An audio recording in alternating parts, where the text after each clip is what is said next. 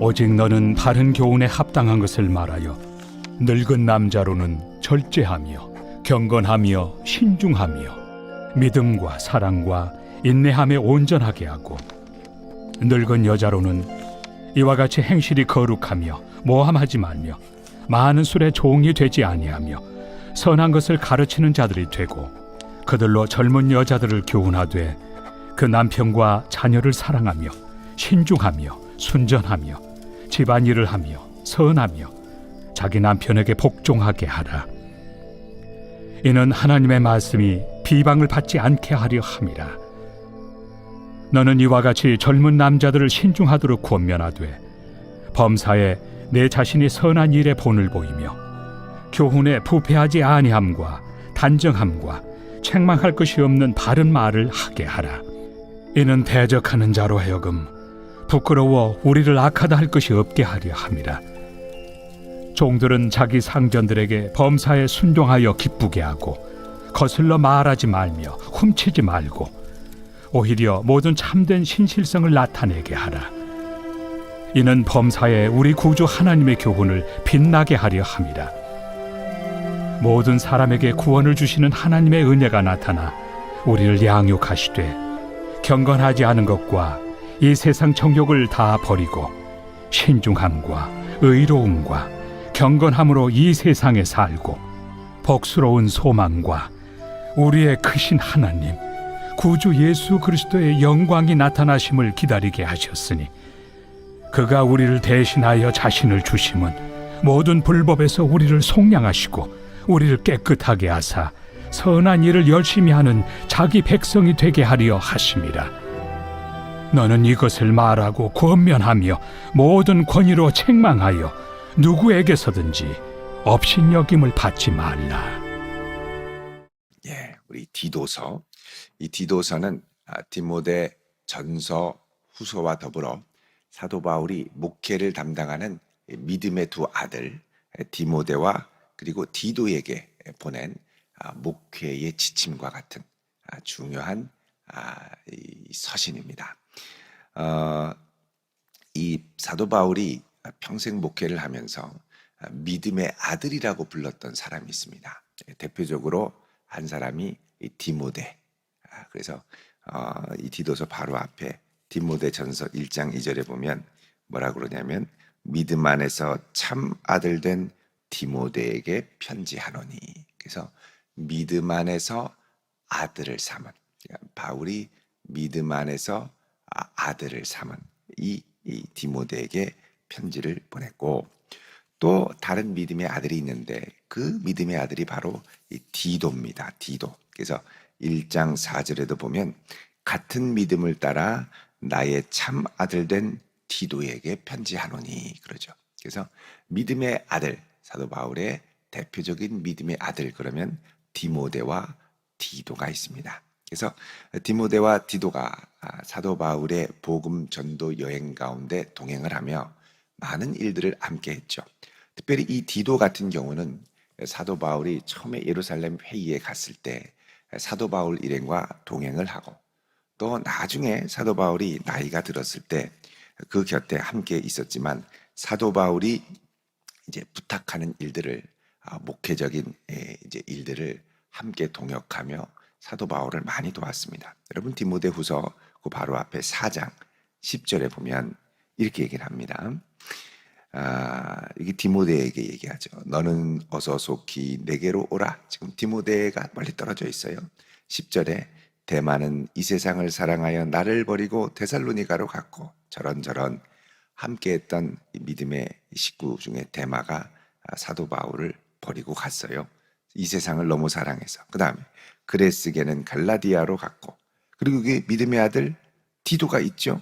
디도는 달마디아로 갔고, 이것은 이제 사도 바울의 역할, 맡긴 역할을 따라 감당하기 위해 사도 바울의 노년에도 열심히 사역을 감당했던 디도의 모습을 볼 수가 있습니다.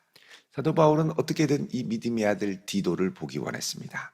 특히 복음을 전하다가 이 그레데 섬에 남겨놓고 나중에 빨리 오라고도 하죠. 3장 12절에 보면 내가 아데마나 두기고를 내게 보내리니 그때 내가 급히 니고볼리로 내게 오라. 내가 거기서 겨울을 지내기로 작정하였느니라. 그래서 사도 바울이 이 니고볼리에서 겨울을 지내려고 할 때 잠시 목회지를 두고 너 나에게 좀 와라. 그래서 나와 같이 교제를 나누고 그리고 믿음의 교훈을 받고 목회자로서의 수양을 겪었고, 그래서 그 당시에 목회 훈련은 신학교에 가서 하는 훈련이 아니라 1대1로 사도 바울 바로 옆에서 바짝 배우는 도제와 같은 이제 교육이었습니다. 자, 이런 디도, 특별히 이 디도는 젊은 친구였고 날 때부터 믿음 생활을 했던 친구가 아니라 사도 바울의 복음 전도 초창기에 예수를 믿게 됐던 젊은 청년이었습니다. 그런 청년이 복음에 헌신을 하고 예수께 나아가게 되는데, 참 이렇게 예수를 믿고 헌신하게 되는 게 이제 기적이죠. 기적이죠. 어제 제가 광주에 가서 그 교회 장로님하고 이야기를 하는데, 그 장로님이 젊을 때 이 동경에 있는 이제 요한교회라고 그 지역에서 아주 이제 복음으로 열심을 내는 교회에 다녀서 그때 일본에 가서 처음으로 예수를 믿게 됐다, 이렇게 얘기를 하시더라고요. 근데 그때 예수를 믿고 일본어도 잘 못할 때 이제 그 교회 목사님이 이제 그 선교단체 CCC 출신이라서 일본어로 된 사형리를 쥐어주고 가서 와세다 대학 최고의 대학이잖아요. 동경대학 거기 가가지고 복음을 전해라. 그 사형리를 갖고 가가지고 뭐 쭈삣쭈삣하면서 뭐 고니찌와 뭐 이러면서 이렇게 얘기를 했다는 거죠. 버벅버벅하면서 했는데 일본 애들이 답답하니까 접으라고 자기가 읽고 따라서 하다가 그냥 영접하고 예수 믿게 되고 그 다음에 막 헌신하게 되는 그런 복음의 역사가 막 일어나더라는 거예요. 그래서 이 복음의 능력으로 이 젊은 엘리트의 청년들이 변화가 되면서 아주 어마어마한 부흥이 일본에 일어나게 되었다, 그 얘기를 해주시더라고요. 그래서 이 복음의 능력이 참 대단하다. 이 디도도 세상적으로 하고 싶은 것도 많고 나가고 싶은 것도 많았겠지만 이 사도 바울이 전한 복음 앞에 꼬꾸라져서 이 복음에 헌신을 하며 주님께 나아가는 이 청년 사역자가 되었죠.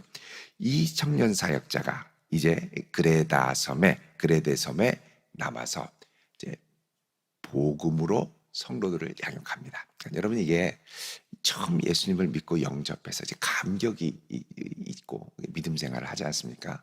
이 처음에 예수님을 믿고 변화됐을 때 이 감격이 큽니다. 근데 이제 문제는 이 감격을 어떻게 계속해서 믿음 생활 가운데 간직하고 키워나가고 믿음으로 거룩하게 변화되어 성장시킬 수 있느냐, 이게 중요하죠. 이럴 때는 우리가 좋은 교회를 만나야 되고 그 다음에 좋은 목회자를 만나야 하죠. 중요한 부분입니다. 바울은 이 부분을 알고 디도가 믿음의 좋은 선한 일꾼 목회자가 돼서 그곳에서 목회를 하면서 많은 이들에게 주님의 사랑과 은혜로 성도들을 든든히 세워가는 그런 목회자가 되기를 원했습니다. 특별히 오늘 이 말씀을 보면 성도들을 어떻게 세워갈 것인가, 그동안 세상적인 풍조와 세상적인 분위기 가운데 살아갔던 이 성도들을 이제 안 믿다가 믿게 된 이들을 어떻게 예수 닮은 사람들로 잘 만들어 갈 수 있을까, 이 부분을 권면하고 있죠. 그래서 오늘 말씀 1절에 보면 이렇게 말합니다. 오직 너는 바른 교훈에 합당한 것을 말하며. 자, 여기 바른 교훈, 바로 앞에 16절에 보면 뭐라 그럽니까? 여기 거짓 이 교사들이 있거든요. 거짓 교사들. 12절에 보면 그레데인 중에 어떤 선지자가 말하되, 이렇게 이제 얘기하면서 이들의 잘못된 이야기들, 그래서 얘기를 하는데 16절에 그들이 하나님을 시인하나, 이 거짓 교사들 하나님을 시인하나 행위로는 부인하는 자니 가증한 자고 복종하지 않는 자요 모든 선한 일을 버리는 자니라. 그러니까 거짓 교사들은 말하는 것과 행동하는 것이 전혀 다른 청개구리라는 거죠. 오른쪽으로 가야 믿음 생활을 잘하는 겁니다. 그래 놓고 자기들은 다 왼쪽으로 가는 거예요. 이런 거짓말에 대해서 1절에 오직 너는 바른 교훈에 합당한 것을 말해라. 그러니까는 바른 길, 바른 진리를 잘 알고 가르쳐야 되는데 이것을 말할 뿐만 아니라 그 다음에 이것들을 보여주어야죠. 자, 이것들을 보여주어야 하는데 또 성도들에게 이제 살도록 해줘야 되는데 이게 이제 대상마다 조금씩 다릅니다. 2절에 보면 먼저 늙은 남자가 나오고 3절에 보면 늙은 여자가 나오죠. 4절에는 젊은 여자가 나옵니다. 여기 이제 9절에는 종들이, 6절에는 젊은 남자들이 나오고 9절에는 종들이 나옵니다. 그러니까는 나이 들은 계층, 젊은 계층, 남녀, 그리고 종들에 대해서 말을 하죠. 자, 먼저, 이 바른 교훈에 합당한 것을 말한다. 바른 교훈에 합당한 것, 합리적으로 이 말씀이라면 우리가 이렇게 살아야 된다라는 걸 말하는데 2절에 보면 늙은 남자들은 뭐 하느냐? 절제하도록 해야 된다. 이게 나이가 많으면 주변에 말릴 수 있는 사람이 별로 없습니다. 특히 뭐라 그럴까요? 술에 취해서 세상적인 즐거움에 취해서 절제할 줄을 모르게 되죠. 그러니까는 예수를 믿고도 내가 붙들었던 세상적인 즐거움을 놓지 못하는 경우가 있죠. 그 나이 들수록 이미 습관과 이 버릇으로 딱 굳어져서 이 절제가 안 되는 사람들이 많다는 겁니다. 어떤 분은 술버릇이 안 고쳐지는 분이 있고 어떤 분은 분노하는 게 안 고쳐지는 분이 있죠. 막 나이 드셔서 화를 내면은 막 다 집어던지는 분들이 계세요. 그 늙은 남자로는 절제하고 술 취하지 않은 맑은 상태에서 절제하고 그 다음에 경건하며 존경할 만하며 이런 뜻입니다. 또 신중하며, 신중하다라는 건 근신, 깨어있는, 절제하는, 이 근신하는 마음으로 말과 행동을 삼가하는 행위. 이게 이제 신중 이렇게 나오는데 신중은 디도서에도 꽤 자주 등장합니다. 예를 들면 5절에도 젊은 여자들에게 뭐라 그러냐? 신중하며 이러죠. 신중하며. 신중하는 것은 말과 행동을 절제하는 겁니다. 그러니까 예수 믿으면 달라지는 게 뭐냐? 절제할 줄 아는 거죠. 예전에는 나를 막을 수 있는 사람이 없었습니다. 막 소리 지르고 화내고 집어던지고 하고 싶은 대로 하면 됐지만 예수 믿으면 절제해야 됩니다. 왜? 우리에게는 주님이 계시기 때문에. 이전에는 내 인생의 주인이 나였습니다. 나 하고 싶은 대로 하는데 누가 말리냐? 근데 이제는 주인이 계시죠. 내 안에 예수님이 살아계시면 주님 모시고 살아야지. 주인이 여기 있는데 막 자기가 절제도 안 되고 막 소리도 지르고 술도 취하고 이러면 안 된다는 거예요. 그래서 예수 믿는 사람의 가장 큰 특징, 이제는 신중해진다. 주님 앞에 말하고 주님 앞에 행하는 것이기 때문에 말과 행동에 있어서 진중해진다는 겁니다. 그리고 믿음, 사랑, 인내함에 더욱 온전하게 되어라 이렇게 얘기합니다. 믿음도 온전하게, 사랑도 온전하게, 인내도 온전하게. 우리가 알기로는 믿음, 소망, 사랑이잖아요. 믿음, 소망, 사랑. 근데 여기는 믿음, 사랑, 인내 이렇게 되어 있습니다. 여긴 왜 인내냐? 여러분, 이 인내는 소망 중에 인내하는 걸 가리킵니다. 그래서 믿음, 소망, 사랑이 실제로 표출될 때는 믿음, 소망, 사랑이 아니라 믿음, 인내, 사랑이죠. 그래서 소망 중에 인내하는, 믿음이 있고 사랑이 있으면 우리의 삶에 자연적으로 나타나는 게 뭐다? 인내함이라는 겁니다. 인내함. 끝까지 하나님의 일하심을 기다리며 주님의 때를 기다리며 절제하는 거죠. 도저히 못 참겠다가 아니라 끝까지 참으며 나아가는 것. 이게 믿음, 사랑, 소망. 그래서 여러분, 성경에서 말하는 사랑도 소망 중에 있는 사랑입니다. 사랑 그러면 고린도전서 13장 4절에 사랑은 오래 참고 이렇게 돼 있죠. 사랑과 인내가 밀접하게 관련돼 있고 또 소망이 인내와 밀접하게 관련돼 있습니다. 그래서 그렇게 말을 하고, 그 다음 두 번째는 뭐냐? 늙은 여자. 이렇게 말하면 좀 그렇지만 우리 보통 모매님 이렇게 얘기하죠. 어머니가 되는 자매님, 모매님. 그래서 나이가 적어도 손주를 볼 나이가 되신 자매님들, 이런 자매님들을 여기 보면은 늙은 여자. 이게 너무 번역이 좀 적나라하죠. 교회에서 늙은 여자님 이렇게 하면 누가 좋아하겠습니까? 자매님, 모매님, 성도님 이렇게 얘기해야지. 나이가 점잖게 드신 우리 여성 성도님께는 이렇게 얘기를 해라. 뭐라 그러냐면 이와 같이 행실이 거룩하며, 자, 행실, 말과 행동이 구별되어야 된다는 거죠. 세상과는 달라야 돼. 제일 큰 특징이 뭐냐? 모함하지 말라는 겁니다. 나이 들면 뭐 하기 쉽다? 모함하기 쉽다. 자, 모함이라는 건 이 뭐냐면 나의 생각과 상상력으로 다른 사람들을 다 싸잡아서 비판하는 거. 모함입니다. 왜 그러냐? 이 여성들이 이제 나이가 들면 모든 이 세상의 남자들을 자기 밑에 복속시켜 봤거든요. 어린 아이들 다 키워서 성인이 됐잖아요. 다 커도 엄마 말 들어야 돼요. 엄마 말대로 해! 이렇게 하죠. 남편 이제 나이 들면 꼼짝 못하죠. 이 여성들의 리더십 아래 복종하며 살아야 됩니다. 그러니까 이제 집안에서 엄마의 마음에 들지 않는다. 그건 죽음입니다. 다 모함.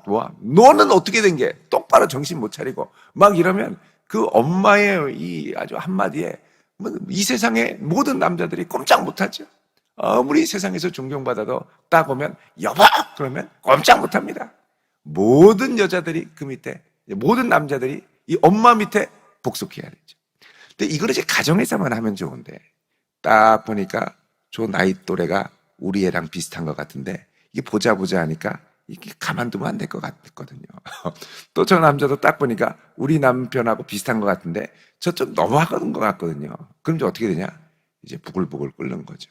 엄마 본성이 나오는 겁니다. 그래서 말을 하는데 이제 문제는 나이가 드니까 예수 믿는 사람 말고 세상 이 스트레스 막 하다 보면 나중에는 이게 어떻게 되면 자기 분에 이게 막 잡히거든요. 자기 분에 이게 안 풀리면 혼자 술 마시는 거 있죠. 혼자 술 마시다 보면 이제 또 다른 사람 부르게 되고 비슷한 같이 술 마시다 보면 이 세상의 모든 사람들이 자신의 오징어, 땅콩, 안주감이 되는 거예요. 뭐, 그건 인간이 말이야, 쟤는 말이야 하고 온 지구 한 바퀴를 돌고 나면은 밤이 꼴딱 새면서 모두 다 자기의 모함 안으로 들어오는 거죠. 그렇게 하지 말라는 겁니다. 여러분, 사탄의 특징이 모함을 잘합니다. 모함을 잘해.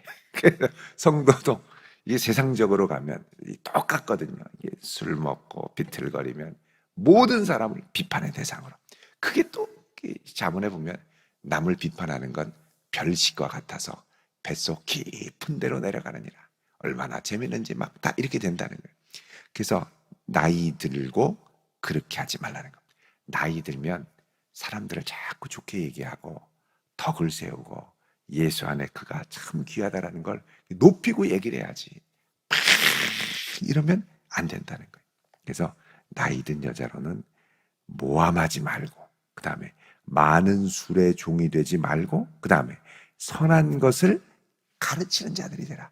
이렇게 살아야 예수 믿는 거다라는 걸 직접 보여주며 가르치라는 겁니다. 그래서 그 가르치는 걸로 누구를 교훈하느냐? 젊은 여자들을 교훈해라. 왜? 젊은 여전도 회원들이, 그래 되게 왜 젊은 여전도회 교인들이 나이 드신 어르신들을 딱 보고 예수 믿으면 나중에 어떻게 살아야 되라 이걸 보거든요. 배우거든요. 그대로 따라하니까 이제는 그들에게 삶의 모범으로, teaching by example, 삶의 모범으로 보여줘야 된다는 거. 그래서 이 5절에도 보면 신중하라 그러죠. 이 젊은 여자들도 가르치는데 이 젊은 여자들은 남편과 자녀를 사랑하고 신중해라, 절제해라. 그러면서 특별히 이 젊은 여인들은 자기 남편의 말을 잘 듣고 따를 수 있도록 해라. 왜? 이는 하나님의 말씀이 비방을 받지 않게 하라. 너 교회 다닌다더니 예수 믿는다더니 그게 뭐냐? 이런 말 나오지 않도록 최선을 다하는 모습으로 나아가라는 겁니다. 이게 하나님 말씀이 비방을 받지 않도록 하라는 거죠. 6절에는 젊은 남자들인데 이 남자들로 하여금 신중하도록 권면하되 무엇을 통해 범사의 선한 일의 본을 보이면서, 그러니까 젊은 남성들에게도 뭐가 필요하냐? 모델이 필요하고 젊은 여성들에게도 모델이 필요하죠. 그래서 우리 나이 드신 여성들 밑에 젊은 사람들이 보이기 시작할 때쯤 되면 이제 나는 서서히 뭐가 돼야 되냐면 믿음의 모델이 돼야 되는 거예요. 좋은 믿음의 모델로 나 참 저분 보면 참 마음이 감동이 돼. 저분처럼 살고 싶어. 저분처럼 도전이 되며 살고 싶어. 이런 마음이 있어야 한다는 거죠. 그래서 책망할 것이 없도록 범사에 선한 일을 보이고 바른 말을 하도록 해라. 이렇게 하는 것은 8절에 대적하는 자로 하여금, 자 8절에 이 디도가 목회하는 곳에 거짓 교사들, 이 디도의 목회를 방해하는 이들이 있었다는 겁니다. 부끄러워서 악하다 할 것이 없도록 해라. 특이한 것은 이 디도서에 종들에 대해서 얘기를 합니다. 종들은 누굽니까? 그 당시에 노예제도였잖아요.